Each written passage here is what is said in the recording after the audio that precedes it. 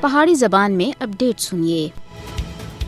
آج یوم دفاع پاکستان انتہائی عقیدت اور احترام اور ملی جوش و جذبے دے نال منایا جا رہا ہے۔ 6 ستمبر پاکستان دا یوم دفاع بہادری دی داستان ہے۔ 1965 دی جنگ سن ثابت کیتا ہے کہ غیور پاکستانی قوم اپنی سرحداں دی حفاظت دے واسطے ہر وقت تیار ہے۔ یوم دفاع پاکستان دے دیہاڑے مقبوضہ جموں کشمیر دی عوام پاکستانیاں دے نال مکمل یکجہتی دا اظہار کردے ہیں۔ ہر سال اج دے دیہاڑے پاکستان اور مقبوضہ جموں کشمیر وچ یوم دفاع منایا جاندا ہے تاں جے اپنی سرحداں دے دفاع وچ پاکستانی فوجیاں دی قربانیاں کو خراج تحسین پیش کیتا جلے۔ یوم دفاع دے موقع دے اوتے پاکستانی اور کشمیری ان بہادر سپاہیاں کو خراج تحسین پیش کردے ہیں جنہاں سن دشمن نے پاکستان دا دفاع کردے ہوئے عظیم قربانیاں پیش کیتیاں ہیں۔ پاکستانی قوم اس موقع دے اوتے کشمیریاں دی جدوجہد آزادی دے واسطے اپنی غیر متزلزل حمایت دا یقین دلائدی ہے۔ ہر سال 6 ستمبر کو پاکستانی دنیا کو یاد دلائدے ہیں کہ تنازع کشمیر پاکستان دی تکمیل دا نامکمل ایجنڈا ہے۔ کشمیریاں دی جدوجہد آزادی دی کامیابی دے واسطے مضبوط اور خوشحال پاکستان بہت ضروری ہے۔ کشمیر دی آزادی دی تحریک دا مقصد پاکستان دے دفاع کو اور زیادہ ڈاڑا کرنا ہے۔ کشمیری پاکستان دے دفاع کو یقینی بنانے دے واسطے جدوجہد کر رہے ہیں۔ کشمیری اور پاکستانی ایک دوے دے نال مضبوط مذہبی، تاریخی، ثقافتی اور جغرافیائی